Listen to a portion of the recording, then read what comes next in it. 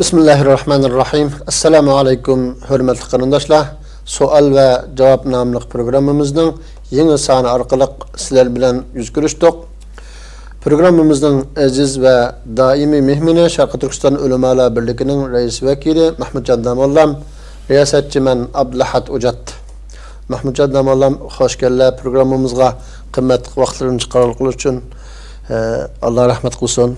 Kızın karşılarımız. Allah razı olsun inşallah hemimizden.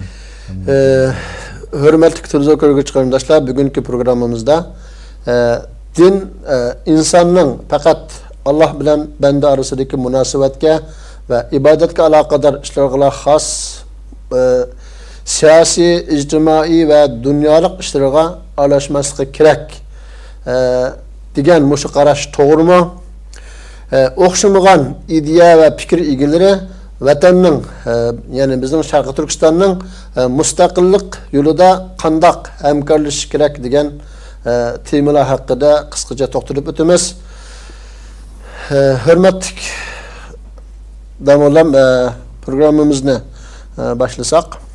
Birinci sual, yani yuqorida deb o'tgandek, din insanın fakat Allah bilen bende arasındaki münasebetke ve ibadetke alakadar işlağıla, yani ruhi ibadetke, yani manevi işlağıla has mu, siyasi, ictimai ve dünyalık işlerine aralashmaslığı gerek mu? Muşahakdam de kıskaça düşünce bu mesele. Bununla bizninki televizyon köygüçülüğünden kelgen suallar var muşahakda. Şuna buna özrünü sıratıma. Euzubillahimineşşeytanirracim. Bismillahirrahmanirrahim. Elhamdülillah. Vessalatu vesselamu ala Resulillah. Thumma amma ba'd. Esselamu aleyküm ve rahmetullahi ve berekatuh. Allah subhanahu ve ta'ala bu sohbetimizni bizning razılık üçün qilsin. Bizni haqni so'zlaydigan, haqqa amal qiladigan kishilarning qatoridan qilsin. To'g'rini so'zlashga Allah muvaffaq qilsin.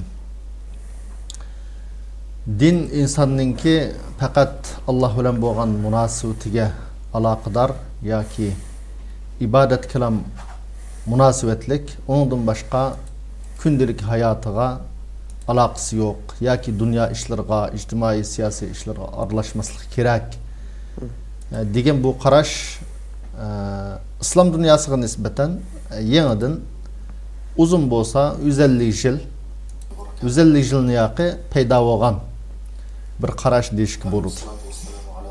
Uningdan jiq bo'lmadi. Lekin bu qarash nereden kelib chiqqan? Müslümanların hayatı burun bağımeti yok mu dese elbette bunda qarash yoktu. 150 yıl, 200 yıldan aldıran Müslümanların hayatı da İslam bilen Müslümanın gündelik hayatı da hiç qanday münasebet yok. Fakat İslam degen ibadet qilsa bir insan, Müslüman mescid kirib ibadetini qilsa, to'y to'kin qilgan vaqtda ma'lum diniy ko'rsatmalarga amal qilsa bo'ldi. Uningdan boshqa hayotlarda, hayati ishlarda, mayli tijarati, davlat boshqurishi, asasen yani İslam'ın ki şu ibadet kısmı kılam.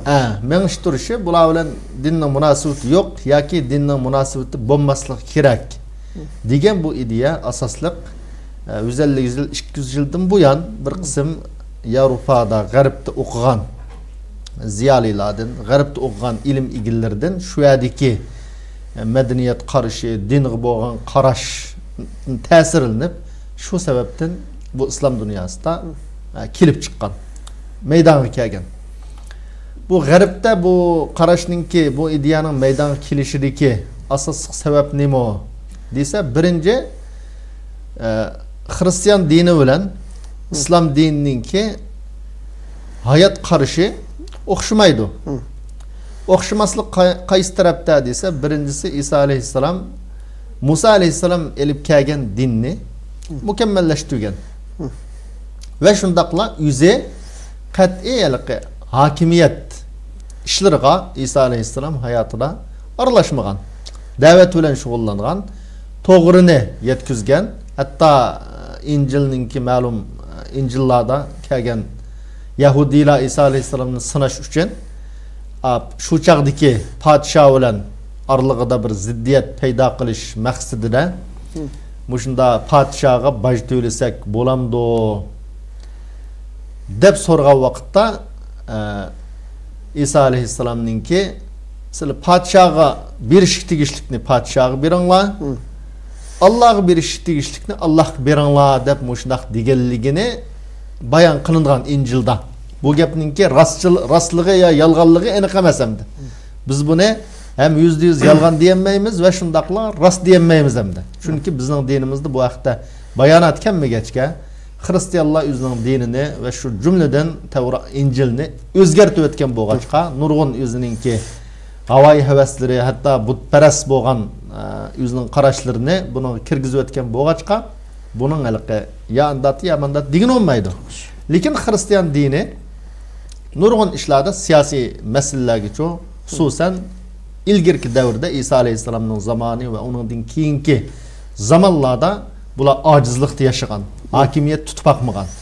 Lekin keyin Rumliklar, ya'ni asli butparast bo'lgan Rum imperiyasi Hristiyan dinini qabul qilgandan keyin balkim 300 yil, 350 yildan keyin İsa alayhissalom ko'tarilib ketib, uningdan keyin hakimiyet bilan bu din birlashib, shuning bilan kuchlangan. Hakimiyet tutqanlar buni dinga e'tiqod qilganligi uchun nurg'un Hristiyan dini kuchlangan. Uning oldida shu desa, bular mayli Yahudilar tarafdan bo'lsin, mayli butparastlar tarafdan bo'lsin, qattiq ezilgan hakimiyet ishlariga uchun aralashanmagan. Bu islom dinining aksamdi. Islom dini payg'ambarimiz kelib ham davlat qurgan, hakimiyet qurgan, ya'ni nurg'un ishni qilib bo'lgan edi. Ashundaq bo'lg'achqa Hristiyan dinini boshda hakimiyet tutqanlar Hristiyan diniga e'tiqod qilib, men zimindeki Allah'ninki vekili, Allah'ның ismi bilen hüküm yürgüzümen degan muş namda, muş davada hakimiyet tutkan ve şundakla bu poplar bilen, yani Hristiyan popları bilen başta hemkarlık olgan, vakitning o'tishi bilan şu bu yerda ikki taraf arasida huquq ve şundakla mal dünya talışış körüşe başlangan endi. Mal dünya körüşü talış başlanışı, huquq talış meseleler tüpeyliden bu kenisi bilen Hristiyan hakimiyet sahastik bu iki taraf oturusdan nurg'un kurashlar meydana kelgan. Keyingi vaqtlarda bu o'zgartirilgan din o'g'achqa nurg'un taraqqiyot qarshi chiqqan. Ilmiy tajribalar orqali isbotlangan ilmiy haqiqatlarga qarshi chiqqan. Nurg'un olimlarni Hristiyan poplari ko'ydigan, o'ltagan. Bular xurofotlik bilan to'shab ketgan bu dinimdi. Masalan, hammadan bo'ladi bu Hristiyan dini haqida o'qiganlar. Masalan, bular sokokul g'ufron deb ataydi. Kechirim qilish chaklari deb xalqqa kim pul versa, siz jannat kirdingiz demsa, bu sizning jannat kirish chekingiz deb chakta aqtirgan, har qanday bir xato ishni qilib qolgan odam kenisi kelib, popning yoniga kelib pul versa, shuning bilan bu pul orqali gunohlar afv qilinadigan, jannat kirishninki ochqisi mushu deb qaraladigan mushunda xurofotliklar, har xil ijtimoiy zulmlar mushunda ko'payganlik tufaylidan keyingi vaqtlarda yangi ilmiy kashfiyotlarni rad qilish, buni qarashtirish, ilm qarashtirish nurg'un qalaymaqonchilik bo'lg'achqa Hristiyanlar ichida Martin Luther deydigan nurg'un islohotchilar chiqib, bu kanisininki insonlar hayotidagi bo'layotgan zulmini to'xtatish lozim deb hatto ularning ichida oxirgi popninki uchi bilan eng oxirgi podshoni shu chaqdiki, ya'ni din bilan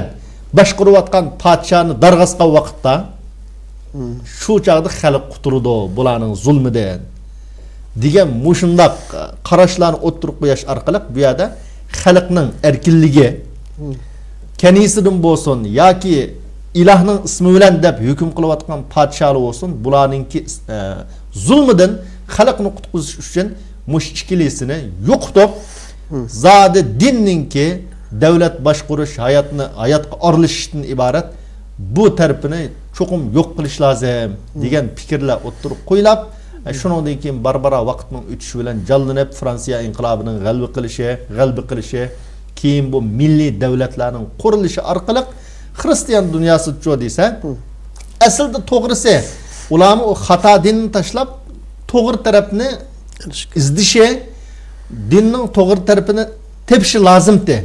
Lekin bulaço asaslık ilhatlıkka, yani dinsizlikka. Dinsizlik yüzülünüp, şuna hazır Avrupa aldı adette, nurgun adamıldın sen dinge işenemsen dese, yak men dinge işenmeymen dep cevap berdi nurgulları. Nurgulları fakat bu dinning münasebeti şu toy qilgan vaqtda ya o'lgan vaqtda deb shuyagilam cheklab, uningdan boshqa ishlarga cho qat'iy aralashmasligi lozim degan nurgun davlatlarda mush asosda qonunlar tuzilib, bugungi kunda hamda balkim o'zal 200 yildan buyon Fransiya inqilobi g'alaba qilgandan buyon mush qarash jonlanib, ya'ni bu din siyaset ishiga, davlat boshqarish ishiga, kishilarning ijtimoiy turmushi qat'iy aralashmaslik kerak degan bo'g'achqa, bu qonunlashtirilgan bo'g'achqa nurg'un davlatlarda bugungi kunda masalan kishi bilan kishining to'y qilishi, xotin kishi bilan xotin kishining to'y qilishi, hatto ishchi bilan ya eshak bilan to'y qilish, mushuning hammasi nurg'un davlatda bu qonunliq bir ishga aylanib qolgan bugungi kunda. Buning manbasi nereden kelib chiqdi? Xristian dini asli buni cheklaydi. Hatta Hristiyan o'zgartirilgan Hristiyan dini buni cheklaydi. Lekin bularcha desa, bizga ayda mutlaq erkinlik lozim. Dinning bizga hayotimizga qat'iy kirish haqqi yo'q degan mush da'vo bilan cho desa, ashundaq inson tabiatimi uni qat'iy qabul qilinmaydigan sog'lom bir inson. Qabul qilinmaydigan ashunda ishti bilan to'y qildigan yo hayvonlar bilan to'y qildigan, yemek ichmakda muzada har xil har qanday narsani yeydigan, ishirgan mushundaq bir fasatçılık, mushundaq bir vaziyat nereden kelib chiqdi desa, din insonninki faqat ibodat ishlarga, to'y kun murosimi ya o'lim jinoz ishlarga aralashish lozim, aralashmayli.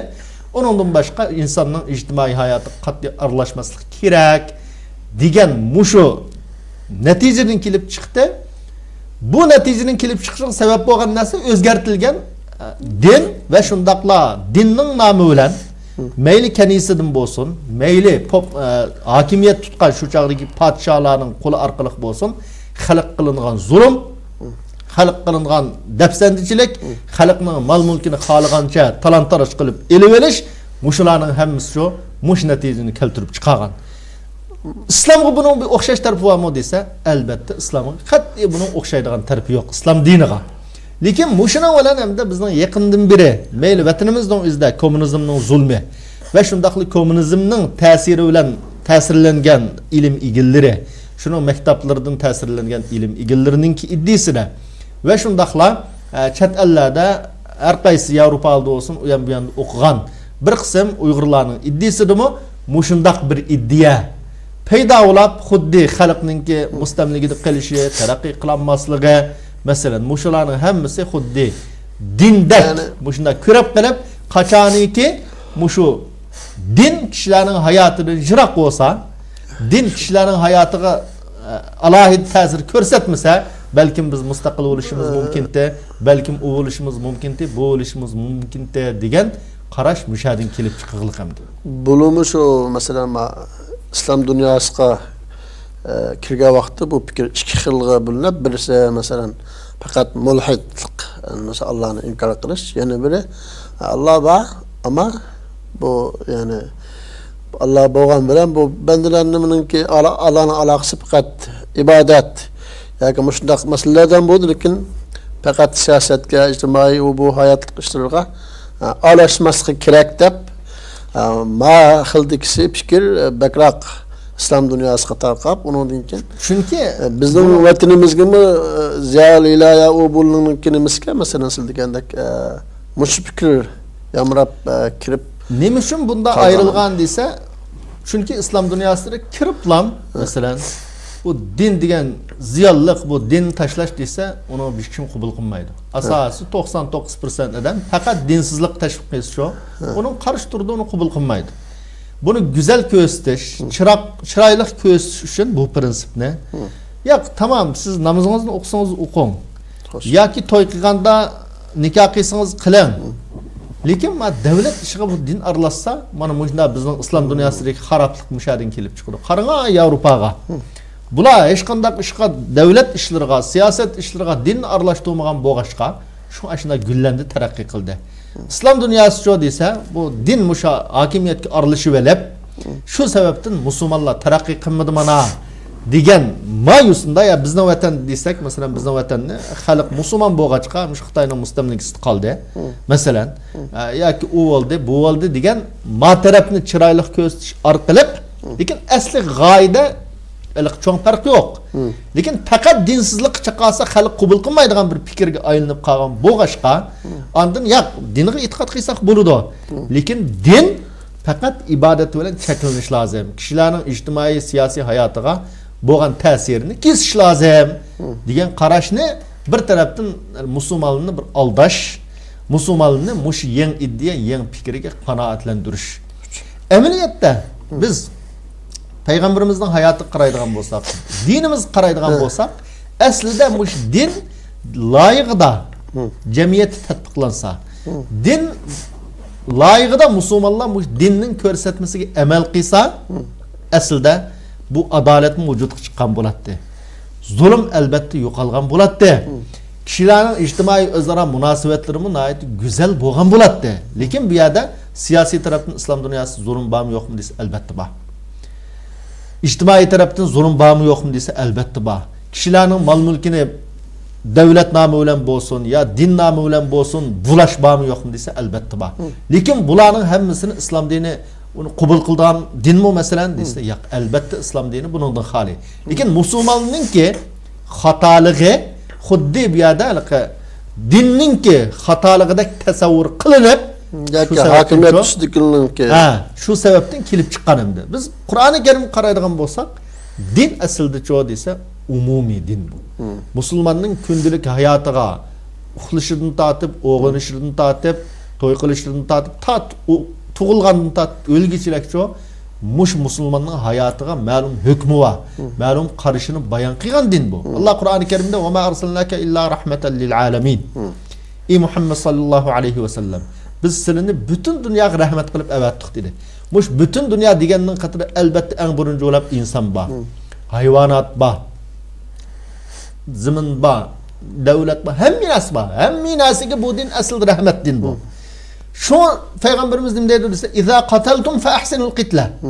Hatta sizlar bir qo'y bo'g'izilsanlarmi, chiroyli yaxshi bo'g'izlangan deydi. Eng tuvan ish qo'ymuş o. Hatta sizlar qo'y bo'g'izilsanlar, pichig'alni obdan bilab bo'g'izlangan deydi masalan. Gal pichaq bilan hayvonni qishnamanglar deydi. Hatta bir daraxt tikib qo'ysanglar, manda savab bo'ladi deb mujna ko'rsatgan din bu. Nurg'un oyatda ya ayyuhallazina amanu dukhulu fis-silmi kaffa. Sizlar bu dinga umumiylik kiringlar. Bu dinga ba'zisiga amal qilib, ba'zisiga amal qilmaydigan manda din emas bu. Qur'oni Karimga biz Qur'oni Karimning prinsipi qaraydigan bo'lsak, Qur'oni Karim o'zgaradigan ishlarni, insonlarning hayotidagi o'zgaradigan ishlarni umum bayon qilgan. Shuning qatoridan masalan hokimiyatni qandoq saylash masalalari, masalan davlatdagi mol-mulkni qandoq taqitish masalalari, iqtisodiy muomalalar, davlat xalqaro munosabatlar, bularning hammasida umum prinsip qo'yib qo'yganlik. Tafsili hokimni manda saylaysiz ya anda qilasiz, parlamentni manda qilasiz, anda qilasiz deydigan hech qanday narsa yo'q. Faqat umumiy bu yerda adolat maqsad, shura maqsad. Umumiy kishilarning hayoti xotirjamlikka, kishilarning hayotini xotirjam qilish maqsad. Iqtisodni adolat bilan tarqitish maqsad. Mushunda umum prinsipni bayon qilgan. Lekin tafsilotga çok qat'iy kirmagan.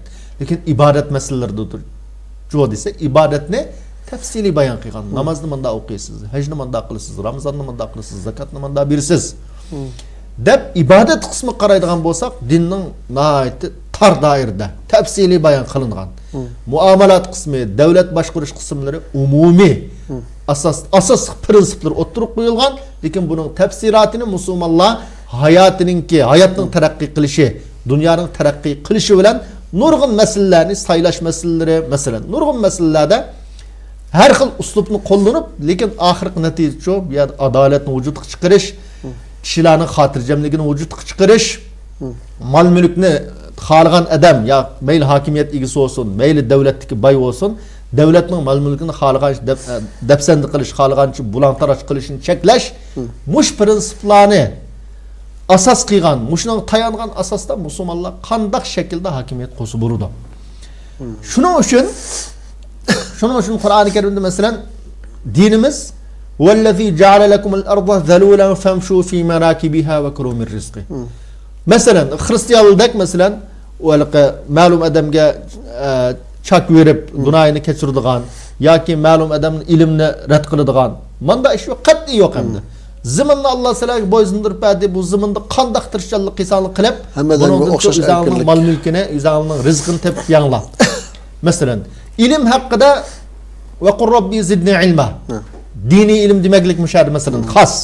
Yani umumiy ilmni ziyoda qilishni talab qilishga buyruq bor. Tariximizni qaraydigan bo'lsak, bizning masalan xristianlarning qatına shu zimin cho'glaydi degan fikrni o'ttirib qo'yganligini darg'asig'liq masalan. Yoki ziminning shakli manda deb buni o'ttirib qo'yganligini darg'asig'liq. Lekin bizning islom tarixiga qaraydigan bo'lsak-chi desa, islom tarixida val ardi va ma dahaha degan oyatning tafsirida nurg'un qarashini mufassallab net 100 yildan oldin o'ttirib qo'yib bo'lganlar. Hatto masalan inson havoda uchib qolsa degan mush gapni o'ttirib qo'ygan nurg'un olimni xristianlar o'z zamonida darg'asig'lik, o'ltiraklik turmoq so'laqliq. Bizning Hanafi mazhablarimizcha desa necha asrning oldin 1000 yildan balki 1300 yildan oldin masalan bir inson havoda turib namoz o'qisqanda o'qiydi. Namoz farz bo'lamdi yo'qmi degan gapni shu chaqda tadqiq qilganlik nima uchun desa, bu yerda bir ilmiy tadqiqotga yo'l bor. Yani ilmiy tadqiqotga qanday ilmiy tajriba ilmini bir yerda o'tirib qo'ysa, tadqiq qilib ilmiy isbotni o'tirib qo'ysa, shariat islom dini buni cheklaydigan. Sen meni o'qimaysan yo tadqiq qilmaysan yo kishilarga bildirmaysan deydigan islomning cheklamasi yo'q bu dinninki. Shuning uchun islom dini insonning umumiy hayotini o'z ishiga olib ketadi. Shu payg'ambarimiz sollallohu alayhi va sallamning zamonida bir sahobaning qo'llari kuchli, jiq emgak qilgan odamning qo'llari qetib ketadi-ku, shunday kuchli qo'ygan. Kuchli ham qetib ketgan bu qo'lni ko'rib sahobalar, "Madam Alloh yo'lida bo'lgan bo'lsa, mush odamning hayoti azab bu kuchli odam ekan bu" degan vaqtda payg'ambarimiz nima degan desa, agar bu odam o'ziningki oilasini beqish uchun tirishchilik qilgan bo'lsa Alloh yo'lida, shu qilgan ishi, dehqonkan, tijoratchi ekan, nima bo'lishdan qat'iy ishlamchi ekan, o'zining oilasini Allohning yo'lida beqish uchun bo'lsa bu Alloh yo'lida. O'zining qari ota-onasi bo'lgan bo'lsa, buni beqish uchun tirishchilik qilgan bo'lsa Alloh yo'lida. Oilasimi yo'q ekan, ota-onasimi yo'q ekan, o'zining hayotini iffat bilan, halol bilan saqlash uchun tirishchilik qilgan bo'lsa Alloh yo'lida bo'ladi. Lekin takabburlikni, riyoni maqsad qilib, tirishchilik qilib, qo'llari bunday qetib ketgan bo'lsa, ishlab bu shayton yo'lida degan. Demak, bir insonning oilasi uchun ishlashi, o'zi uchun ishlashi, ota-onasi uchun ishlashi, ya davlatni gullantirish uchun ishlashi, mushularning hammasida niyatni to'g'ri qilish bu Alloh yo'lida. Ya'ni bir oyatda qul inna salati va nusuki va qul inna salati va nusuki va mahyaya va mamati lillahi robbil alamin. Yani bu oyatda insonning mayli ibodati bo'lsin, namozi bo'lsin, hayoti bo'lsin, ilmi bo'lsin, hammasi Alloh xos ekanligi, Allohning ekanligini mush oyatda o'ttirib qo'ygan. Shuning uchun bu yerda biz maqsadimiz nima desa, biz har qanday bir musulmon niyatini to'g'rilab, mayli dunyolik ish qilsin, dunyo tirishchilik qilsin, o'qisin, tijorat qilsin, masalan, yoki bir yerda ishlasin, nima ish qilsa, dunyolik ish qilsin, Allohning roziligini umid qilib, niyat qilib qilsa ekan hamma odam. Mush orqali dunyolik ishlardimi savob mukofotga erishib jannatga kirsa ekan degandan boshqa maqsad yo'q, umid yo'q bu yerda. Hamma odamning, hamma musulmonninki, men musulmon degan odam o'zining hayotini shariatga to'g'rilab, yashab, nima ish qilayotgan bo'lsa, mush orqali jannat kirsa ekan degan umid bilan qilamiz hamda. Hali bakadan baka munosibatsiz ishlarda bu dinning ma'lum taraflarini rad qilib masalan, xuddi Yahudi Nasaraldak. Yahudi Nasaralar haqida afatu'minuna bi ba'dil kitabi va takfuruna bi ba'd. Sizlar bu dinning ba'ziga ishonib, ba'ziga ishonmamsizlar, kafir bo'lamsizlar deb ularni so'kdi. Mushunda qilganlarga Allohning la'natining bo'ldiganligini Alloh subhanahu va taolo o'ttirib qo'ydi. Shuning uchun bizmi-chi desa, xalqimizdan kim bo'lishdan qat'iy nazar, nima ish qilayotgan bo'lishdan qat'iy nazar, hamma odamchi o'zining niyatini to'g'rilab, nima ish qilsa, hatto payg'ambarimiz bir hadisda bir inson o'zining ayoli bilan munosabat o'tkazsa, mushuning sadaqaning savobi bo'ldi degan. Sahabalar qo'yib, "Ya Rasululloh, bu qanday gap? O'zining bir inson o'zining shahvatini ado qilsa, bunga ajr bo'lamdi" desa, haromni qilgan bo'lsa gunoh bo'lamdi yo'qmi? Halolni qo'ygan bo'lg'achqa savob bo'ladi, sadaqa bo'ladi degan.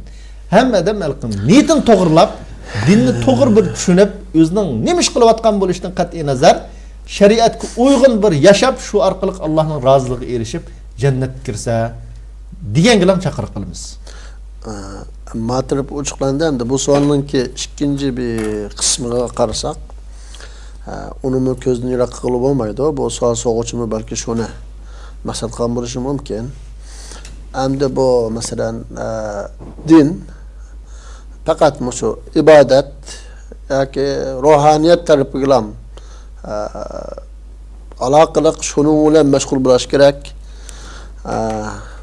Unda bo'lganligidan bu mesela musulmonlar ama yoki dindar qismdagilarmi biz siyosat qilamiz yoki davlat quramiz o bu degan narsalarga aralashmas kerak. Buni qilolmaydi degandek shunday bir tushuncha bor. Bunga qanday qaraylamdi mesela buni ba ochiqlash lazım deb qarayman. Biz her qanday bir musulmon bizning asosli manbaimiz nima desa Qur'oni Karim. Peygamberimiz sallallahu aleyhi ve sellem'ninki hayatı. Sünnetleri musulmonning manbasi. Shuning uchun her bir musulmon o'zining mas'uliyatini tunish lazım. İbn Taymiye rahimahullah Risalatul Ubudiyya deb bir risalasi var. Mush kitobida musulmonning mas'uliyati, yani mush ibadet nimalarni o'z ichiga oladi. Yani ibadet fakat bu namaz masjid kirib namoz o'qish masalan. İnsanning ruhiy aloqasilarmi yoki nimalarni o'z ichiga oladi degan mush mavzu haqida to'xtalib. Tabii halda Allah Subhanahu ve Taala Qur'oni Karimda Peygamberimiz sünnet orqali farz qilgan ibadetler tabii bu ibadet. Bunu ada qilish lazım bir musulmon. Buningdan sirt yani ibadet bormi yo'qmi degan vaqtda nurg'un tafsilotini bayon qilib mushahda musulmonninki Alloh istig'for talab qilgani, duo qilgani mesela bularning hammasi ibadet.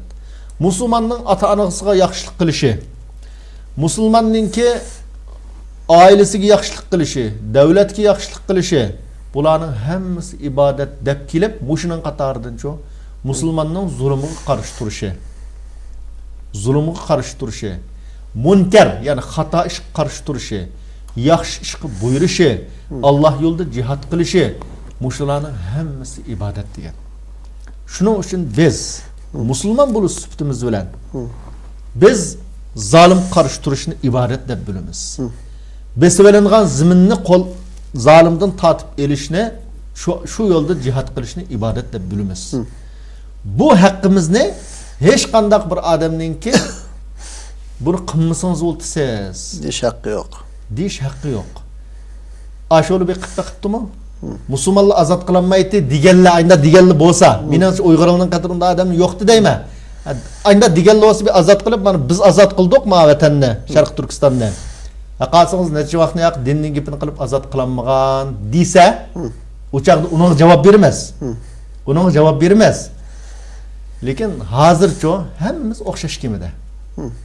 Unda deganlar bir oldimizda mengib 2 kilometr masalan azod qilib biz ham ya biz yezini ya uyini azod qildik ma vatanninki. Shu siz dinning gapini qilmoqchimi?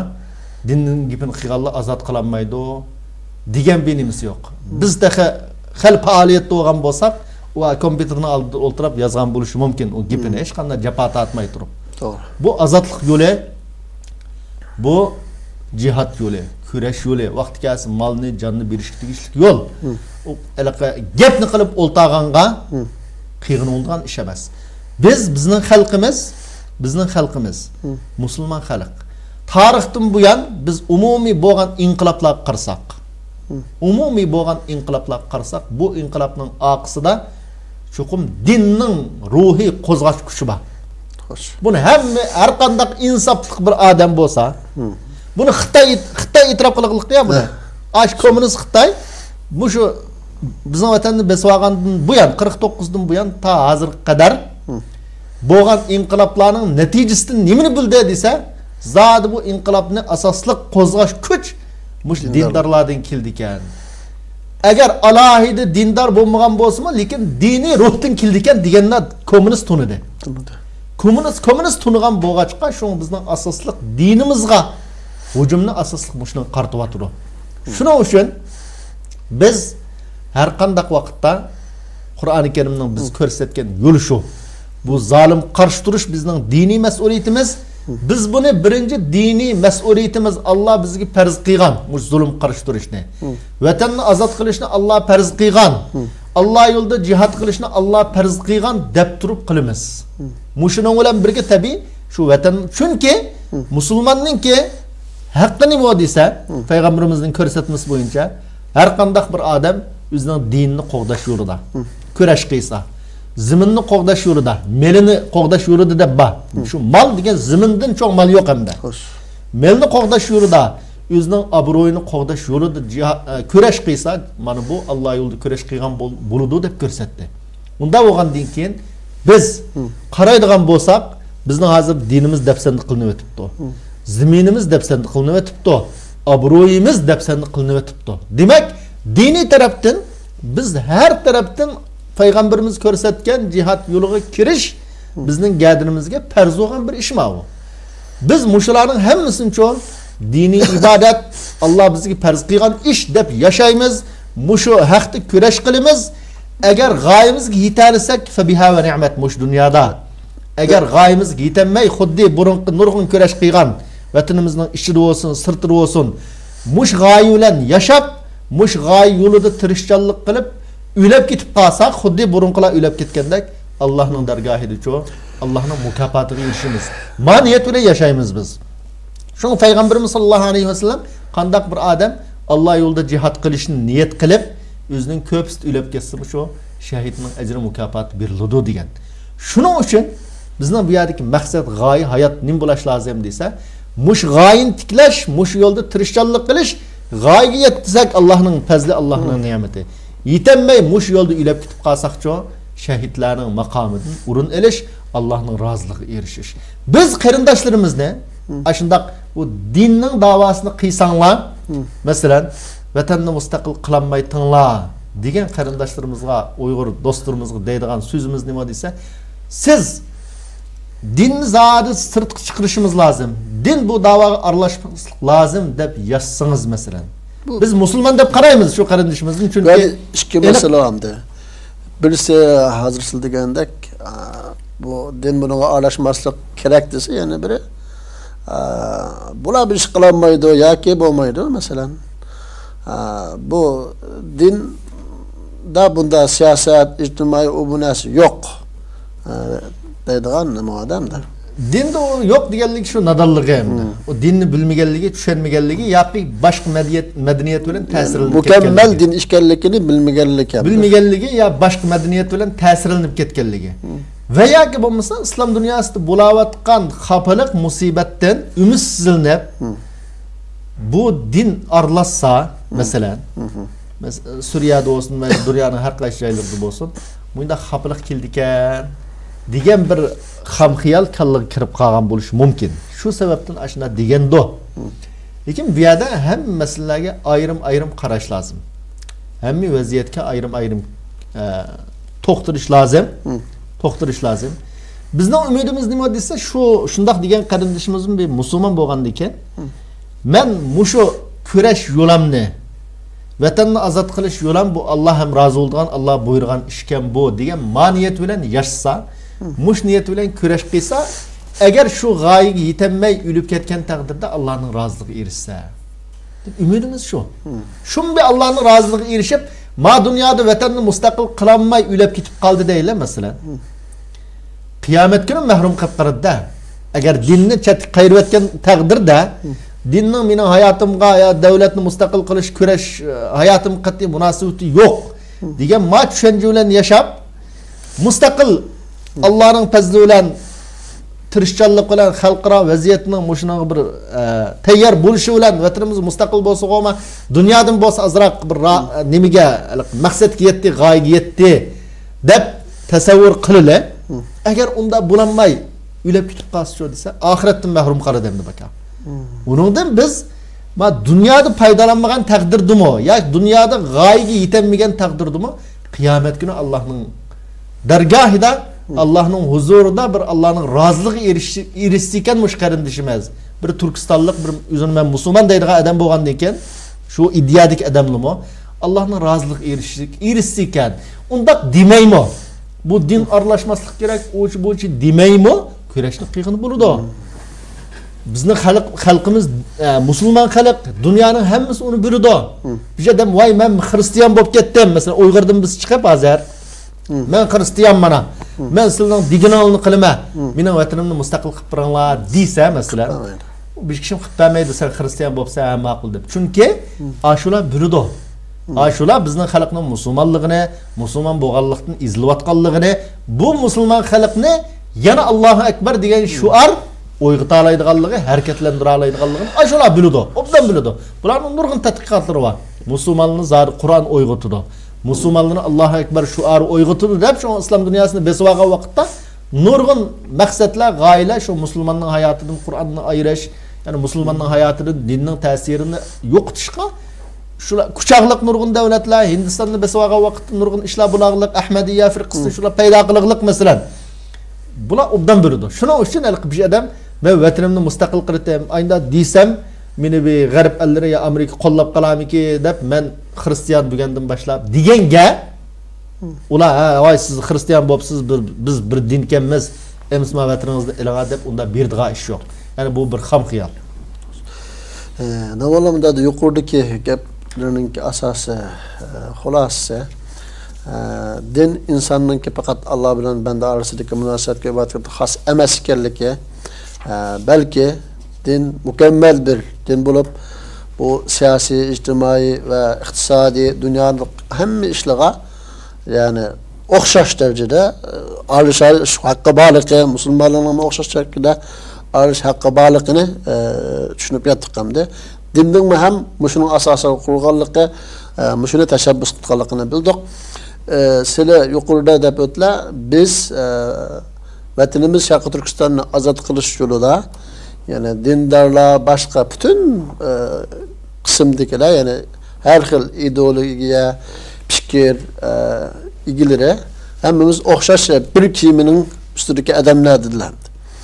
Madam biz bir kiyimining ustidagi odamlar bo'lsak, mushu o'xshamagan fikrligi, ideyadagi kişiler deyli, cemaat deyli, teşkilat deyli, her ne desek, mushu vatanını azad kılış yolunda, müstakillik yolunda kandak hemkarlış gerek. Yani qaysi talablarga dikkat qilish kerak yani o'zaro. Bu haqda bir qisqacha tushuncha masala. Birinchi o'rab biz musulmonlar, dindarlar bizning g'oyamiz, maqsadimiz yuqorida deb o'tdik. Her qandaq harakatimizde, küreş yolumuzni bu birinci olab Allah bizga buyurgan, Allah farz qilgan ish, bu bir ibadet, vatan uchun küreş qilish bir ibadet deb qilamiz. Bütün qarindoshlarimizni mushu tushanjiri bo'lishga chaqiramiz. Bütün qarindoshlarimiz aşı g'oyani qilsa ekan. Hammamiz mush küreş yo'lida birga mengib, tasada biz g'oyimizga yetenmey, hatta g'oyimizga yetile ölüp kessek, ölgenden kim biz imanımız var adamla olgandı iken, kıyamet günü mü Allah'ın mükafatı erisi, hemimiz bir tan erişsek, nim bulatı, hemimiz Allah nisip kıysı cennet tan kirsek, muş küreş oldu menvatkan bir adam mı bir cennetin sırtını kanmasa diyen ümitte.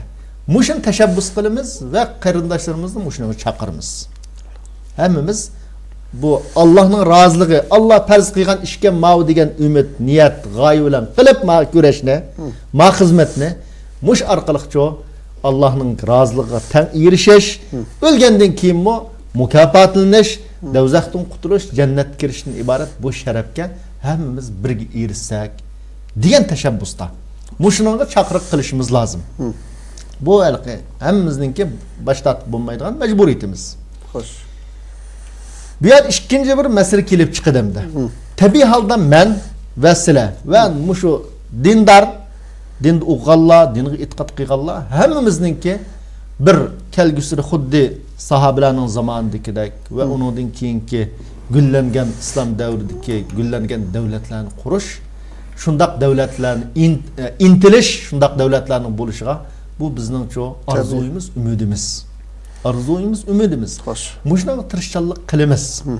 Muşunaga tirishchanlik qilishimiz, kuch chiqarishimiz bu bizning burchimiz, mas'uliyatimiz. Lekin şunu bilan birga mushu mas'uliyatimizni tungan asosda biz vatanimizningki 300 yildan ushq vaqt bir mustamliga hokimiyatninki zolimninki qo'l ostida turganligi. Bu davrda bo'libmi? Masalan 70 yil kommunizmning oldida kommunizm kelishning oldida bizning xalqimizning umumiy hayotiga o'chaqdiki mayli Manjuriyali olsun, mayli keyingi Jankeyshin hokimiyati olsun, cumhuriyetçiler olsun, bular xalqning ijtimoiy turmushiga alohida ta'sir ko'rsatmagan. Hem alohida ta'sir ko'rsatishni tanımagan kishilarga, bular kommunist bo'lmagan bo'lg'ashqa, nurg'un orliqda mustaqil bo'lgan vaqtlarimiz bo'ldi, o aniq masala. Kishilarning umumiy hayotida bir islom, musulmonlik, tabiiy holda bu yerda xurofotlik va nadonlik va jahillik va hammasi bor. Lekin umumiy islom, men musulmon deydigan, o'zining musulmonligidan faxrlanadigan, o'zini odatda namozlarda, kiyim-kechaklarda islomcha yashaydigan bir hayot bizning umumiy xalqimizda bor. Masalan, o zamonlarda kommunistda men bir materialda ko'rdimmi, umumiy şu çağda Xitay tili bildiğan mesela 30. yıllar deyli mesela şunu aldık yıllarda Xitay tilini bildiğan Xitay medeniyeti bilen tesirlengen adamın sani bizden umum vatanın hem yerde 10 bin yetmeydiken. Yani neçe milyon halk işte 10 bin yetmeydiken. Şundan az adamlıyken. Lekin bularning rolü Xitay bilen hemkarlaşıp bizden müstakil olan hakimiyet meyli Yakup Bek hakimiyetini olsun, meyli keyinki hakimiyet ya inqilablar qarşı turuştu olsun, şu Xitay medeniyeti bilen tesirlengenlerinin Xitayning tarjimonligini qilganlarninki, Xitay tilini bilish uchun shu chaqda huquqqa erishishninki, pul tepishning bir yo'li bo'lg'achqa, ta'sirlanganlarning salbiy zina alohida zo'r bo'pti ekan. Xo'sh. Zo'r bo'pti ekan. Keyin hamda kommunist bosqandan keyin qanday vaziyat shakllandi desa, bu Xitay davlatininki gullanishi, taraqqiy qilishi, pul tepishi, xalqaro kuchga nurg'un imtiyozga ega bo'lishi bu yerda mecburi ma'arif deb mecburi ma'arifni yo'l qo'yish orqali ammi ballarni kichigidan tortib shu dinsizlikqa tashviq qilish, bu dinning zini, din degan apyon, din degan xalqni zaharlaydigan narsa, o'chi bo'chi deb mushuna qalaymiqan tashviqotlar bilan bizning xalqimizning ishidan, vatanning ishida nurg'un xalqni bu dinni tunimaydigan, tunisimi yoki to'g'ri tunimaydigan, xato tuniydigan mushundaq bir xil holatga ekib qo'ydi. Bu xalqimizning sonimi bu avay bir manchilik adam degan olmaydi. Nurg'un adam bor. Hozir Xitoy bilan bugungi kunda bo'lsin, buni 10 yil burun bo'lsin, Xitoy bilan hamkorlashib, Xitoyning xizmatini qilib, mayli saqchilar ishida bo'lsin, mayli yozuvchilar ishida bo'lsin, mayli har qaysi sohadagi davlatni idora qilish, ya'ni bizning Uyg'ur xalqining qo'li bilan bo'ldi. Nurg'un ishlardi. Turmoq kiris urib xalqni iqror qildigan shu Uyg'urlar. Masalan. Demak bu yerda o'zini 5 yil 6 yildan oldida o'zini men musulmon deysizmi, lekin islomningki hayotida qat'iy ta'siri yo'q.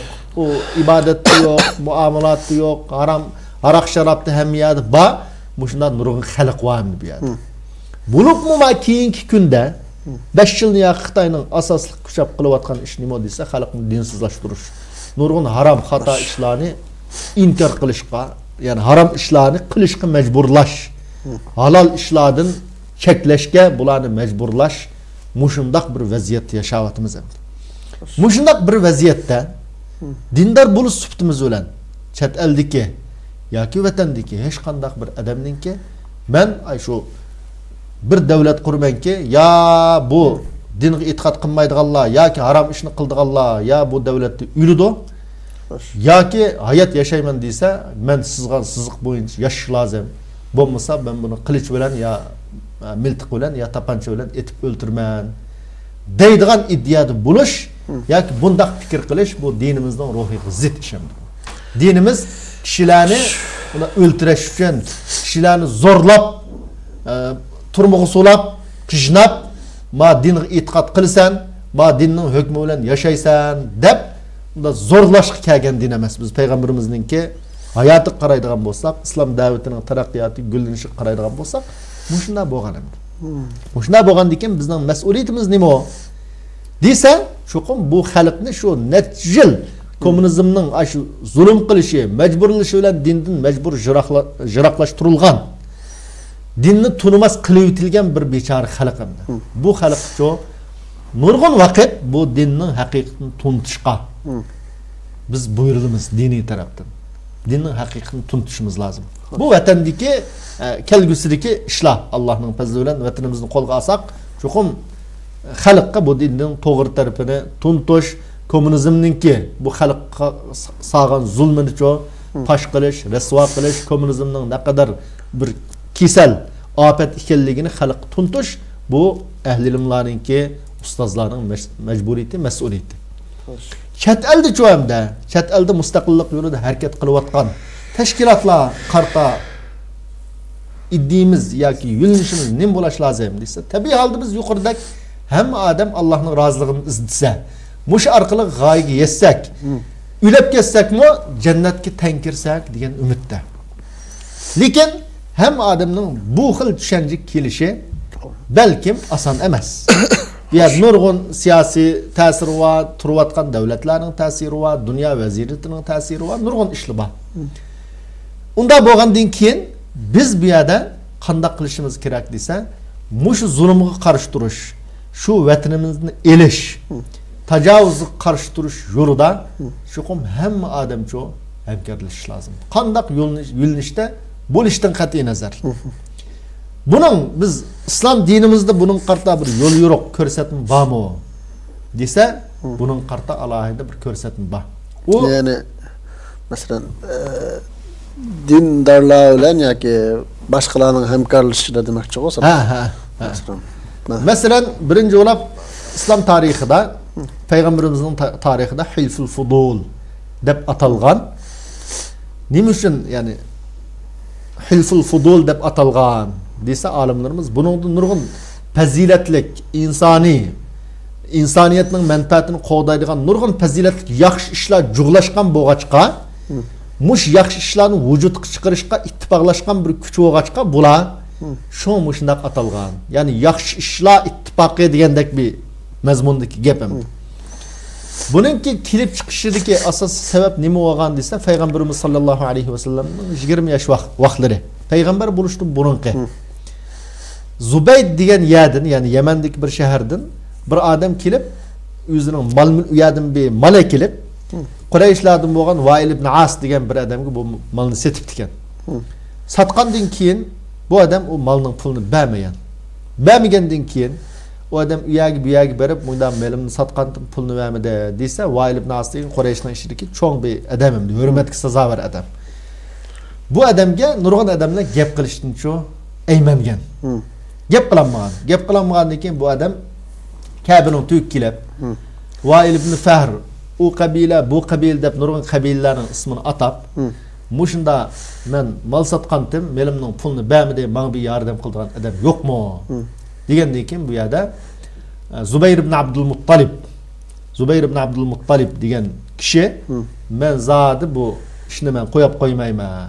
Men cho'qim bu masalani hal qilaman deb nurg'un qabil cho'nglarini Qurayshning ishidagi yuk cho'nglarini Abdullah ibn Jad'an degan odamning uyiga chaqirib, bu yerda shular bir ittifoqdosh kuch tashkillagan. Bu kuchning asosli maqsadi nima edi desa, Mekkede zulm qilingan hech qanday bir odamni qo'ymaslik. Ya'ni zulmni to'sash. Zulmga qarshi ittifoq. Zulm qarshi ittifoq tuzgan. Payg'ambarimiz sollallohu alayhi va sallam bu ittifoqqa qatnashgan. Islomdan keyin Rasululloh nima degan? Bu ittifoqning maqsadi nima desa, zulm qarshi turish. Asosli maqsadi istibdod qarshi turish, mazlumga yordam berish. Shundaqla jamiyatda do'stlik, qarindoshlik tushunchasini tarqitish bu ittifoq kuchning asosiy g'oyasi mush edi. Payg'ambarimiz nima degan desa, mush haqda men Abdullah ibn Jad'an tag'amli bilan billa Abdullah ibn Jad'anning uyida bir ittifoqlashish so'rini qatnashgandim. Law du'itu bimithlihi fil islam la ajabt. Agar g'oyasi shunday go'zal bo'lgan, zulm qarshi turish, mazlumga yordam berish, masalan, bu shuna adolatni, insoniy haq-huquqni vujudga chiqarish uchun Muşundaq bir ittifaqlashishga bugun chaqirilsam, men albatta yana mushunga qatnashdim deb payg'ambarimiz sallallohu alayhi vasallam islomdan burunqi zulmga qarshi turishdan iborat mushundaq bir ittifoqdosh kuchni alohida maqtagan. Buningdan endi biz nima darsni olishimiz lozim? Nima darsni olishimiz lozim desa, mushundaq zulm qarshi turishni ular mushrikdi halbuki. Şu Zübeyir ibn Abdülmuttalib şu çağda ittifaqlashqanlar. Rasulullah payg'ambar bo'lmagan vaqt mushrik holatida zulmga qarshi turishdan iborat, mazlumga yordam qilishdan iborat bir tashkillash bo'libdi, bir tashkilot qurilibdi. Bu tashkilotni shu payg'ambarimiz maqtadi. Men islomda shunday chaqirilsam, men qatnashdim dedi. Buningdan biz albatta bizning umumiy yuzlik Türkistan'ın mustaqilligi uchun kurash qilayotganlar asosli hammasi degidek musulmon endi. Biz hozirgichalik bizse yo'q men ma dinni tashladim. Tabii tamam. Dinning ma'lum taraflarini yuqorida o'tirib qo'yilgandek siyosatga aralashishlar bu degan odamlar yo'q emas. Ixtiloflar bor. Ha, ma'lum talash tortishlar bor. Lekin o'zini umum musulmon deydi. Ay qarshi tushunchasi xato bo'lsa-mu, o'zini men musulmon deydi, balkim nurg'onlar namoz o'qish mumkin, masalan, nurg'on harom ishlarni qilmasligi mumkin. Bunda holatda biz musulmon bo'lgandan keyin umum tarafdan, hatto ma'nodan mushahadisdan chiqib turdi, musulmon bo'lmasimi u? Musulmon bo'lmasimi? Bizning vatanimizda zulm desak bor, eshib yotqichi, eshib turibdi zulm. Mazlumga yordam qilish desak u tepirdi. İpitimizni qo'g'dash desak tepirdi, hammasi tepirdimda. Bu kommunist qarshi turish uchun shunga qanday yo'lnishdagi odam bo'lishdan qat'iy nazar, u taqvodor musulmon bo'lsin yoki fosiqroq musulmon bo'lsin, hamma odam hamkorlashish lozim. Biz bir zalim mustabidga qarshi yana bir musulmon bo'lmagan kishilar bilan yoki davlatlar bilan, kafirlar bilan hamkorlashish albatta joiz. Hatta nurg'un qarindoshlarimiz al-kufru millatu wahida, kufrning hammasi bir millat. Unda bo'lganda ekan, bu davlatlar bilan yordam so'rashning ahamiyati yo'q u bu. Mana to'g'ri tushuncha emas. Kufr millatu wahida. Kufr milla wahida degan nim degan gap desa, ular kufrlikda hammasi o'xshash. Hammasi Allohga ishonmaslikda, mushriklikda o'xshash. Lekin siz muomala qilishda o'xshashmi u desa, albatta o'xshash emas. Musulmonning kafirlar bilan qildigan muomalasi o'xshash bo'lmaslik lozim. Payg'ambarimizning o'xshash bo'lmagan. Kafirning ishidan urush qilishga tegishli kafir va. Xuddi bizning vatanimizni besib olgandek, shunda besib olgan bo'lsa, zalim bo'lsa, bunun bilan urush qilish lozim. Kafirning ishidan tinchlik bilan chiroyli yashashga buyurilgani va. Kafirning ishidan hatto yaxshilik qilishga buyurilgani va. Qur'oni Karimda yaxshilik qiladi degan kafirlar va. Unda bo'lganda ekan, kufr hammasi o'xshash bir millat. Uning bilan buning bilan bu kafir davlatlarga shikoyat qilgandan keyin yoki buningdan yordam talab qilish degan Allohga sherik keltirganlik u bu deb mushna dinni o'qimay, shariatni o'qimay, shariatning hukmini o'qimay, Qur'oni Karimning nima ekanligini, bu haqda qanday yo'l yo'riqlari borlig'ini o'qimay-cho, mushunda xato tashviq qiladigan qarindoshlarimiz ishimizda yo'q emas. Shuning uchun biz umum qarindoshlarimizning-cho desa, payg'ambarimizning hadisi bo'yicha hamma odam mush zolimga qarshi turishda hamkorlashish lozim. Payg'ambarimizning hatto Madinaga kelgandan keyin, kuchlangandan keyin davlat qurgan vaqtini qaraydigan bo'lsak, shu davlatda, Rasululloh qurgan davlatda Yahudilar bati, az sonda Nasara bati, hatto mushrikin bati musulmon bo'lmagan. Shunda bir davlatni Rasululloh qurgan. Uyadalik Yahudilarni keyin tabiiy xiyonatning sababidan boshqa davlat dushmanlari bilan ittifoqlashganlik sababidan, hamkorlashganlik sababidan Yahudilarni qo'g'lagan. Lekin unda qilishning oldida cho desa, mushada birga yashaymiz. Qanday bir odam mushu Yahudi Madina davlatiga hujum qilib kelsa, buning o'rtaq qarshi turmaymiz degan masalalarda cho mushunday ittifoqni tuzib davlat qo'ygan. Bu davlat qurishning yo'li nima desa, shu davlat xalqininki qaysi fikrda, qaysi iddiyoda bo'lishdan qat'iy nazar hammasi hamkorlashib, o'rtaq bir yerga kelib, o'zining dushmaniga o'rtaq qarshi turgan vaqt quralaydi u davlatni. Lekin fikr egillari, har xil ideologiya egillari o'zining tiq ushini birsi-birsiga qaratib qolsa, bu davlatni qat'iy qurolmaydi. Dushman chavak chaladigan, dushmani xo'p bo'ldi deydigan bir ishni qilgan bo'ladi endi. O'zaro kurashib kirgandan keyin jidal kirgandan keyin. Ya'ni undaqda mesela oxşamagan ideya fikirdekiler hamkorlash jarayonida cho'qim birisi bizninki qimmat qarashlarga, prinsiplarga hurmat qilish kerak qoldi. Albatta. Shunda nimada qilish kerak. Endi keldik masalan deyli kufr bilan din yordam oldik, onunla hamkorlashdik, o'zaro hammamiz birlashdik vatanni ozod qilish yo'lida. Şunu bilan birga hamda yuqoridagi nimaga munosabatli savol. Vatanni mustaqil qilish yo'lida Sharq Turkiston degan ismdan, bayrog'imizdan va boshqa qimmat qarashlarimizdan nauzubillah ba'zi kishilarning degandek, ya'ni men Xristian bo'lishga rozi, bo'lishga rozi degandek gaplarga o'xshash masalan bu dindan voz kechishga ma'lum. Shunda yuqoridagi narsalardan voz kechish mumkinmi yani? Vatanni ozod qilish yo'lida. Ayda biz men bayrog'imdan onda buni qila olayman deb shunda dash haqqimiz bormi? Yoki buning hukmi nima? Bu yerda bir asosli hamma bizning da'vo yo'ldagi qarindoshlarimiz, mayli shaxs bo'lsin, tashkilot bo'lsin, aniq prinsip, aniq bir masalalar bor. Shu aniq masalalarning qatoridan, eng muhimlarining qatoridan Sharq Turkiston degan bu ism masalasi, bayroq masalasi. Bu yerda men hayronimda, masalan, shu ideyaning o'tirg'i chiqishida, masalan, bizningki hozir butun dunyoga e'lon qilib Sharq Turkiston desak, qaysi til bilan bo'lsa, bizning vatanning xaritasi va bayrog'i chiqadimdi. Nima uchun chiqadi bu desa, bizning mush 70 yilni yoqi kurashning natijasi bu. Shu 49 ay shu kommunistlar besolib shundan keyin chet el qochgan rahbarlarningki, qo'mondonlarningki, bizning xalqimizning ishidan chiqqan kurashchilarningki qilgan xizmatining natijasi. Chunki bu yerda Sharq Turkiston degan bir davlat qurilgan bizning vatanimizda. 33 44 da uzun davomlashmagan bo'lsa-mu, lekin mushundaq bir davlat qurilgan. Qurilgan bo'lg'achqa biz shuning merosxo'ri, biz shu davlatning egisi to'q deb mabi sepva narsaga eslayotimiz biz. Yo'q, narsaga yasinmaymiz. Yiltizva bir daraxtga eslayotimiz. Ya'ni buning yiltizi 33-yil shu tikilib bo'lgan. Xo'sh. 44-yil tikilib bo'lgan. Yiltizva da'vo qilsak, har qanday odam anglasa, ras ayında bir ish bo'lgan shu chaqda deb bo'ladigan bir masala bor. Biz hozir shunday yiltizva, asosiy bir narsaga eslib turib masalan davoni qilyapmiz. Bu yerda masalan men bu ismdan voz kechima. Masalan yoki bayroqdan voz kechima, ya uningdan burundan voz kechiman deyishni nima taqozo qildirdi? Xo'sh.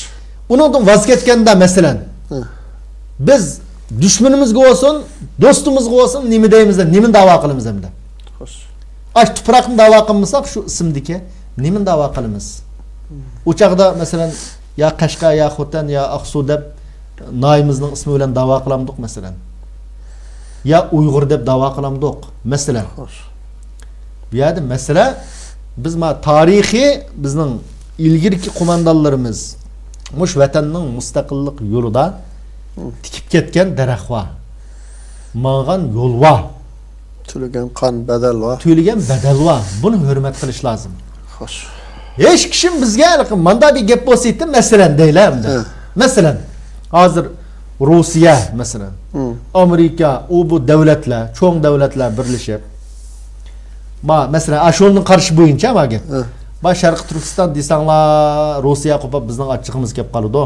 Chunki Sharq Turkiston desanglar, O'zbekiston, Qirg'iz, Qozoq hammasini o'z ichiga keltirgan yoki bu yerda mushunda bir nimalik kelib chiqadi. Shunga sizlar meni ismni o'zgartinglar masalan. O'zgartsanglar biz Xitoy bilan deyishib vatanimizni mustaqil qilib birlar deb oldimizga tanlagan bir ish bormi masalan? Yo'q. Yoki bayrog'inglar islomning simvoli ekan ma'vo. İslamның simvoli ekan, biz buni yaxshi ko'rmaydik. Shu buni o'rniga ya xristianning belgisi va bayroqdan bizni, ya qizil bayroqdan bizni qilsanglar, biz vatanimizni mustaqil qilib turdik degan bir davlat, hatto bir davlat emas, bir shaxs. Ya'ni bir cho'ng bir siyosatchi, ya cho'ng bir advokatdan meni o'zgartsanglar, menda biz qilib turamiz degan bir ish bormi? Yo'q. Ya'ni bu xiyoliy bir tasavvurimda. Ya'ni Bayrak desek bu İslam'ın simvolu eken dep kalışı mümkün. Şarkı Türkistan desek Rusya kapılap kalışı mümkün. Ya palanı kapılap kalışı mümkün. Şu biz bunda demek bu hiç kişinin hakkı yok. Chet eldeki hazır. Çünkü bizim o kurulgan devlette şu çağdakiler şu çağda şu kumandalar, şu halk şunu maslahatlashib, nurg'un tadqiq qilib, bu vaqtda doktor Alimjon Bug'doning kitobini o'qisak bo'ladi. Nurg'un tadqiqotni qilib, bu davlatning ismining Sharq Turkiston bo'lishi, bayrog'ining mushrangda manda bo'lishi, girpining ma bo'lishi hammasini shu chaqda o'tirib qo'ygan, tasdiqlangan bir masala. Shu Turkistonning ishida. Hammasiniki ma'lum asosi bor. Adolat bo'lsin, uxuvat bo'lsin, hurriyat bo'lsin, masalan, insoniyat bo'lsin, hammasi ozodlik bo'lsin, hammasi asosi bor. Shu chaqdagi xalq saylagan, inqilob qilgan qo'mondonlar xalqning birlashishi bilan e'lon qilingan bir davlat bu. Ham shu mustaqillik yo'lida qon to'kkan, badal to'lagan odamlar mushayada bor. Hammasi shu yerda bor. Shular qoldirgan bir meros bu. Biz bu chet elda turib, u vatanimizning bir yizsa ya bir uygimi dastimay turib, 1 kilometr yerini olmay turib, chet elda turib, o chaqdagi bayroqni biz qo'pa bu islom bayrog'i emas. Bizning bayrog'imiz ma'o deb boshqa bayroq ko'tarib yursa. Ya'ni biz qo'pa bu islom simvoli ekan, bu bayroq deb qoldi ekan boshqalar.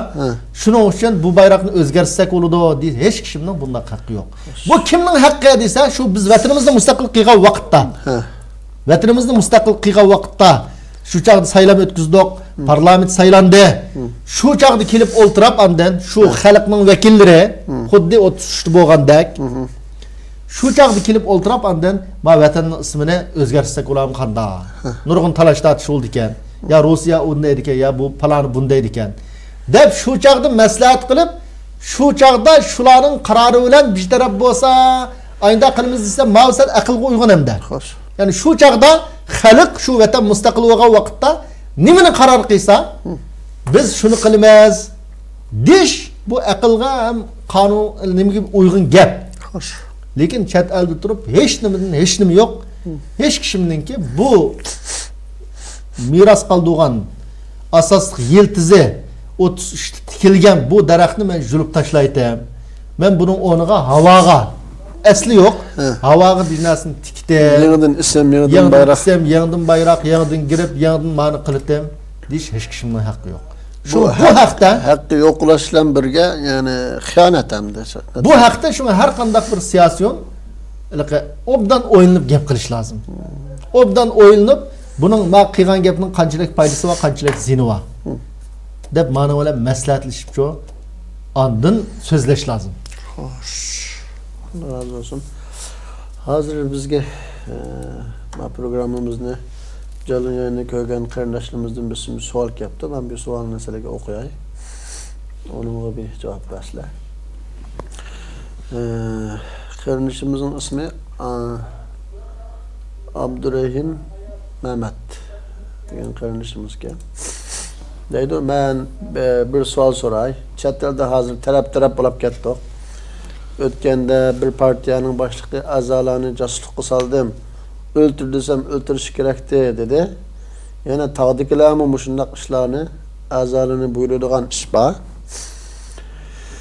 Undaqda partiya yoki jamoatning buyrug'i bilan o'zimizning millatidan bo'lgan, lekin ma'lum jihatlarda fikrimiz bilan bir yerdan chiqmaydigan kishilarni o'ldirish yoki bulan talanch qilish to'g'rimi? Debdi. Bunga misol keltirib, biz vatandagi vaqtimizda bir qism qarindoshlar din vatanning xizmatini qilish, xizmat uchun ishlatamiz deb boshqalarning velosipedi, motosiklet, o bu degan mal barliqlarini o'g'irlaydigan ishlar yuz bergan. Endi chet eldami o'zi bermasa bulab olsak bo'ladi degan shunday ko'z qarashdagilarning barligi va shunday bulan-talang ishlarning yüz berganligini anglayapmiz. Bunun dindagi o'rni nima? Hukmi nima deydi? Bu qarindishimizning savoliga nima deb javob berdilar? Bu har qanday bir siyosiyon bo'lsin, meyli dini olim bo'lsin, jamoat bo'lsin, shaxs bo'lsin, har qanday bir odam bundaq bir so'zni qilishning oldida Allah'ın aldığındaki hesabını oylaş lazım. Hoş. Çünkü to'g'ri bir cemaat yoki partiya masalan partiya a'zolarininki partiyaning qonuniga ya qaroriga mana shuni bunday qilamiz deginiga bo'ysunish bu mas'uliyati bor. Hoş. Bizning xalqimizningki kurash hayotida nurg'un mag'lubiyatga sabab bo'lgan ishlarning biri nima desa bizniki itaatsizlik, boshliqqa o'zimizning ichidan chiqqan qo'mondan yetakchilarga bo'ysunmaslik, hammadan o'zining kallasiga to'g'ri kelsa qilish bir ishni, kallasiga to'g'ri kelmasa qilmaslikdan iborat bizniki boshliqlik, dushmanga bo'ysunish. Hoş. Chunki dushmanninki turmusi va so'lab qo'ydigan, urdigan qamchisi va ya iqtisodni musodir qiladigan kuchi va shunga dushmanga hammadan bo'ysunudi. Biz jiq ko'rdik buni hamda. Vatanda masalan qatnash qoidalariga shunda rioya qilib mashina haydaydigan odamlar chet elga chiqsa, qatnash qoidasiga rioya qilmay haydaydigan, bizning desa saqchilar urishadigan. Masalan, unday ishlarni biz Misrda ko'rgan bolalardan, boshqa yerdami bunday ahvollar bor. Nima desa chet elda aldirab, darhol aproblam sulab qo'ydigan yoki darhol manchiming deb pakenni qo'yib o'tirgan ishlar bo'lmag'achqa, shunda ratlik mangdigan odamlar zulmdan qo'rqib, shunda erkak yaga chiqslamcho, to'g'ri ishnimi qilmay uning xatorini qilaman deb izlaydigan shunday bir psixikcho bizning nurg'un xalqimizda yo'q emas bor. Tabiiy holda har qanday bir jamoat, bir partiya yoki bir vatan uchun xizmat qilayotgan, vatanning ozodligi uchun harakat qilayotgan kuch o'zining agash kuchlarini taatga, ya'ni yetakchiga, qo'mondonga bo'ysunishga rag'batlantirish, mush asosida tarbiyalash bu muhim. Bu muhim. Hoş. Lekin mushuning muhimligi bilan birga biz alohida ta'kidlashga tegishlik, har odam bilishga tegishlik nima desa bizning dinimizda la ta'ata fi ma'siyatil xoliq deydigan payg'ambarimizning so'zi bor. Ya'ni bandiga bo'ysunaman deb Allohga osiy bo'lish yo'q. Ya'ni siz bandiga bo'ysunaman deb Allohga osiy bo'lmang demoqchi. Hadisning maqsadi.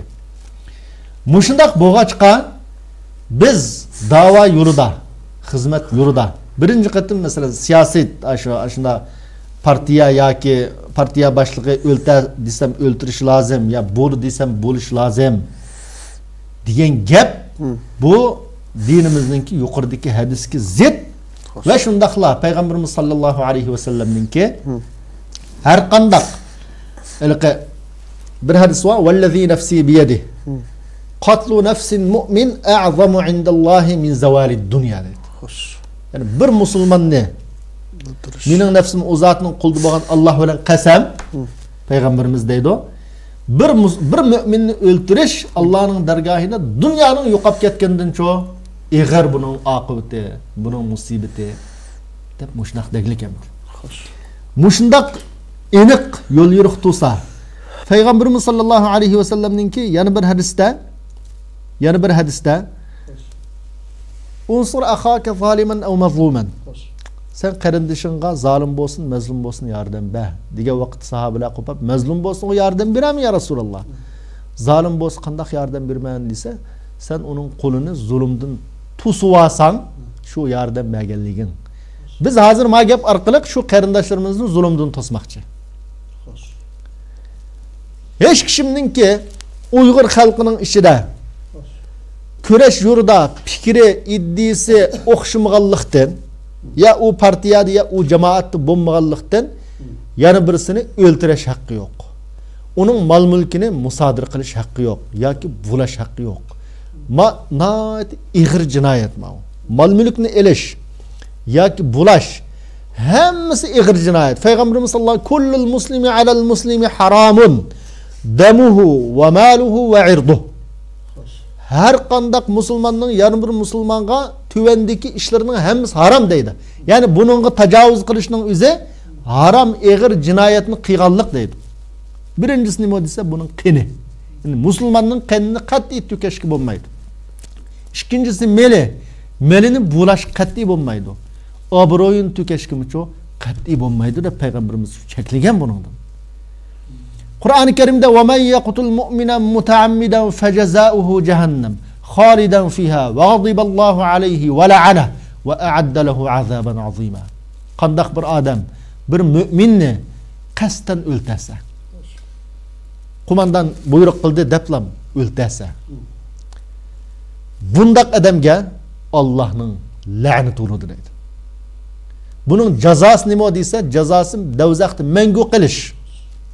Davzaxni mangu qilish Allohning la'nati. Buningdan ig'ir jinoyat. Davzaxni mangu qildi ekan, shuning bilan birga Allohning la'nati qildi ekan. Allohning g'azabi qildi ekan. Va g'adiballohu alayhi va la'ana. Malanki o ishni qilish uchun savobga yetib jannatga kirmoqchi o'zininki. Ma'u har qanday qadam ig'ir o'yinib deydigan ish, o'yinib mangdigan yo'l.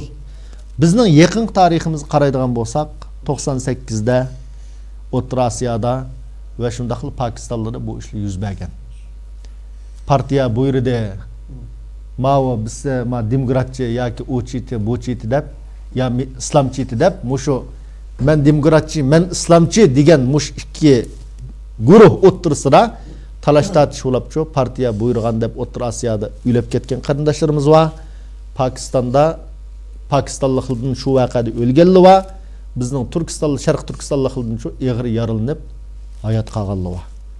Demak, bu beshimizdan o'tgan bir tragediya.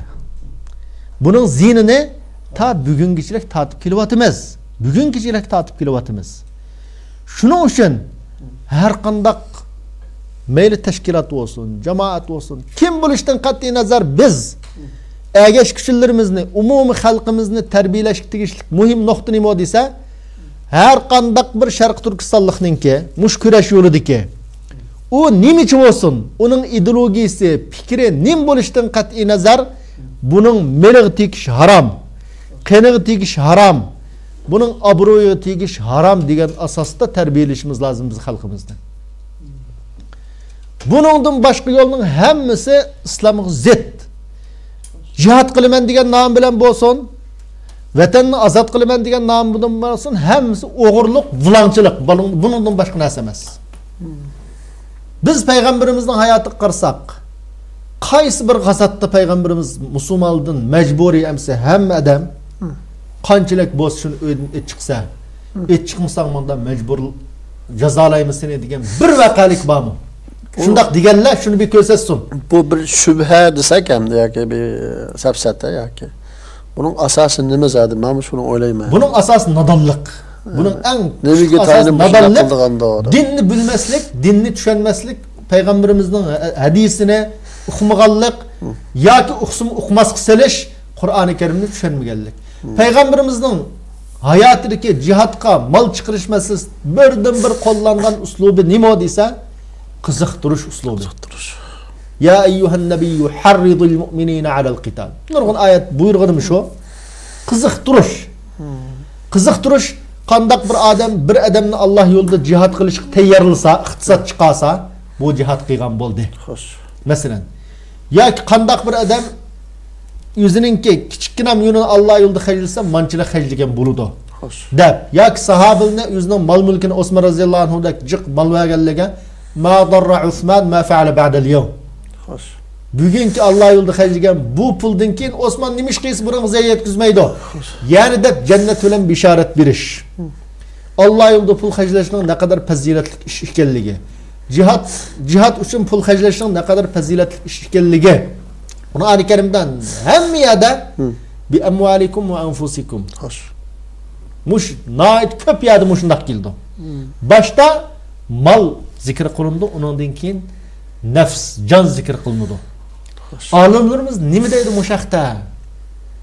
Nima uchun bu malni boshqa zikr qilgan Alloh subhanahu va taolo desa, nurg'un bir necha hikmat sirlarni bayon qilib, shuning qatoridan Alloh subhanahu va taolo yuqorida biz o'tirib qo'yganda hamma musulmonning fazilatli yaxshi ishda hamkorlashishini, hamma musulmonning jannatga kirishini yaxshi ko'rdi. Nafsi bilan jihad qilish, ya'ni o'zining jannatga tikib kurash qilish, jihad qilish bu sog'lom odamlar, kuchli odamlar qila oladigan, erlar qila oladigan ish. Buni nurg'un ayollar, nurg'un qari odamlar, nurg'un kasal odamlar qila olmaydi. Xo'sh. Buning doirasi bir ozcho cheklik. Men nafsi bilan jihad qila oladiganning doirasi cheklik. Lekin iqtisodni ishlatiladiganlar desa, bularning doirasi kam. Jiq adam iqtisod bilan qilgan jihatga sheriklashalaydi. Iqtisodiy kuch qo'shalaydi. Qir olsun qo'shalaydi, kesal olsun qo'shalaydi, ayol kishi olsun qo'shalaydi. Har qanday adam qo'lda iqtisod bo'lsamcho, bu jihatga his qo'shalaydi. Shuning uchun mal boshda bayon qilingan deydi. Jiq adam qila oladigan ish bo'lgan chiqa. Uningdan keyincho nafs, jon keyin bayon qilingan deydi. Shuning uchun biz jihadimizda olsun, siyosiy faoliyatda olsun, har qanday ishda xalqdan qurol tanlab turib, pul olib qilgan ish emasmi, ibodat ma'u. Unda qilish bizda majbur emas qomda. G'oya sog'lom bo'lish kerak va shundaqla vosita sog'lom bo'lish kerak. Musulmonning yo'li bu. Biz Yahudi emas. Yahudilar o'zining davlatini qurish uchun g'oya olsun, vosita olsun, hammasini tanlamay vaqt kelsa o'zining xalqini o'ltirib, shu nimada Misrda mayda qilgan 56-yillarda Yahudi bayani, Yahudi yig'ilgan ibodatxonani Yahudi o'zi partitliqlik. Nima deb desa, mush orqali ma Misrdagi Yahudilar Isroil davlatiga bordi. Mavada xotirjam qilmasak bularni Isroil davlatiga berib ava gullindi deb ashuna qilganda. Musulmonning hayoti undaq emas. Biz ma dunyoda yaxshi ish qilishga va bu yaxshi ishni qilish orqali oxiratda Allohning mukofotiga erishishga buyurilgan odamlar. Shuning uchun biz har qanday bir shaxsdan ma mening qarindishimning mol mulki menga harom. Xo'sh. Allah meni jazolaydi. Allah Qur'oni Karimda "Va may yaqtul mu'minan mutaammidan" mu'minni o'ltaganning jazosi jahannam debdi. Xo'sh. Payg'ambarimizning mu'minning mol mulki harom debdi degan hamma odam tunish lozim. Bo'lmasa zolim bo'ladi endi. Summa qila lil ladzina zalamu zuqu azabal khuld. Agar buni qilmay ashuna mol mulkiga tajovuz qilsa, bu zolim bo'ladi, davzixiy bo'ladi. Buni o'ylab qilish lozim. Ma dünya biz men bilib shu vatanning o'zida ashuna velosiped o'g'laydigan buni ayna odamni ko'rganman. Nima desa biz jihad qilamiz yoki vatanning ozodligi uchun ish qilamiz deydi. Velosiped o'g'ilgan yoki xalqningki motorlarini o'g'ilgan, do'konlarini o'g'ilgandan keyin qanday bo'lgan? Desa motor yo'q, motor olgan. Kostyumning notisini kiydigan, tamoqning notisini yeydigan bo'lgan. Ayna adamni keraklik biz. Vatan nurg'ildir ashuna bulaqliq. Allah yo'lida ish qilamiz deb bulanchilik qilinglar bizning o'zimizning xalqining ishidan. Keyin uning turmush o'zgariglik hamda. Turmush o'zgariglik, turmush yaxshi bulaqliq hamda. O'zining do'stlarini obdan mehmon qildigan bulaqliq. Chet eldimcho hozirgi nurg'un iqtisodiy tarafdan qiynalib qolgan odam yo'q emas, har sohada. Bu-cho gapning o'chig'ini qilganda balkim bir bana bu. Xo'sh, jon baqishning bir yo'li. Jihad qilish uchun bermagan ekan, bo'lsak bo'ladi deydi, pulni oladi, bulaydi, undan keyin cho'qim uning hayoti o'zgardi. Ashuna ahvol yaqindimi bo'ldi, bizmi uqdiq. Ya'ni ashunda aldamchilik bilan pulni elab, undan keyin mashina olgan, uni qilgan, buni qilgan, bu shunday ahvollarni qo'ymichilik qilib turib angladik. Shu ishga duch kelganlidim. Xo'sh. Demak, ma o'zimizningki ozg'ina vaqtlik qilqi go'zal turmushini deb yoki jihatni bana qilib turib katta bir ibodatni bulangchilik qilish, jihatni bana qilib turib xalqningki fikrimiz o'xshamaganligi uchun uni qanday to'ksak bo'ladi deb tashviq qilish, bularning hammasi islom shariati qattiq cheklagan, davlat bo'lgan bo'lsa islom shariatining qattiq jazolaydigan masalalar. Lekin ma dunyoda qutulib qolgan bilan oxiratda bundan qutulish mumkin emas. Allah subhanahu va taolaning hisobi-cho nayt ig'ir. Payg'ambarimizning yana bir hadisida kishilarning o'ttirisida eng boshda ayriladigan narsa nima desa qon degan. Xo'sh. Hukm qilinadigan ish qaysi desa qon degan payg'ambarimiz. Shuning uchun qon masalasi, mol masalasi musulmonning oddiy kichik masala emas. Shuning uchun har qanday odam mushundaq ishni qilganlar bo'lsa tavba qilish lozim. Mushundaq xiyolni qilganlar bo'lsa darhol bu xiyoldan yenib Allohga istig'for talab qilish lozim. Mayli u shaxs bo'lsin, tashkilot bo'lsin, jamoat bo'lsin. Bulanchilik qilish o'zaro mol mulkini bulash, odam o'ldirish bu shariat cheklagan, harom qilgan, Alloh davzax bilan tahdid solgan, Alloh mening g'azabim ashundaq kishilarga bo'ladi degan masala. Odatda kichik masala emas. Shunga hammaylar bundaq iddia, bundaq fikrdan xoli bo'lish lozim. Bunu qilmaymi, kurashni qiyg'ini bo'ladi. Buni qilmaymi, xizmatni qiyg'ini bo'ladi. O'zimizning qarindoshlarini o'ltirman demayim xizmat qilsak bo'ldi ya. Masalan, vatanning ozodligi uchun yana xalqimizni shu jamoat ya partiya a'zolarini toatga bo'ysunishga, rahbarlik bo'ysunishga yetaklasak, shu asos tarbiyalasak bo'ladi emasmi? Shu tarbiyalash bilan birga, lekin biz yo'ldan chiqqan bo'lsak, Daeshni qilmaysiz nima deyishni unutish lozim. Bo'lmasa Daesh bilan nimpaq va hammadan Daeshni tillaydi masalan. Boshqa uni buni tillaydi. Kommunist bilan nimpaq va. O'xshash. Kommunist shu o'zining degan yeri kelmagan o'zining dushmanlarini o'ltirdi. Daesh o'zining fikri bilan fikrlanmagan, o fikrini qabul qilmaganini o'ltadi. Biz qo'pab endi shunda o'ltadi desam o'ltirish lozim, chap desam chapish lozim. Deb qo'pqin tursak, endi yana biz qo'pab bu jihad qilish uchun pulni bermagan ekan uni elib majburiy bo'lib qilsak bo'ladi desak, u kommunist bilan nimpaqi, Daesh bilan nimpaqi, buni obda o'ylash lozim. Rahmat davomlajim. Allah razı olsun, vaqtma berib qoldi. Hamshatni ko'tayli. Allah razı olsun, Allah to'g'rini so'zlashga nasib qilsin. To'g'ri bo'lgan bo'lsa, xalqimizning qabul qilishini, xato bo'lgan bo'lsa, tanbih berishini umid qilamiz. Alloh hammadan razı olsun. Yani ahirda eskartib o'tsak, bu savol va javob programmamiz haqida so'raydigan qanday savol bo'lsa, ekranda chiqqan nomerga avaz bo'ldi. Yoki biz bilan bevosita aloqalashsa, fikrim olsa, yani biz her zaman onunga javob berishga tayyor. Hurmatli qarindoshlar, shuning bilan bugungi savol va javob nomli programmamiz oxirlashdi. Yana kelar hafta ko'rishmak umidi bilan hammanglarni Alloh taologa topshirdim. Xayr, xo'sh, omon bo'linglar. Assalomu alaykum va rahmatullohi va barakatuh.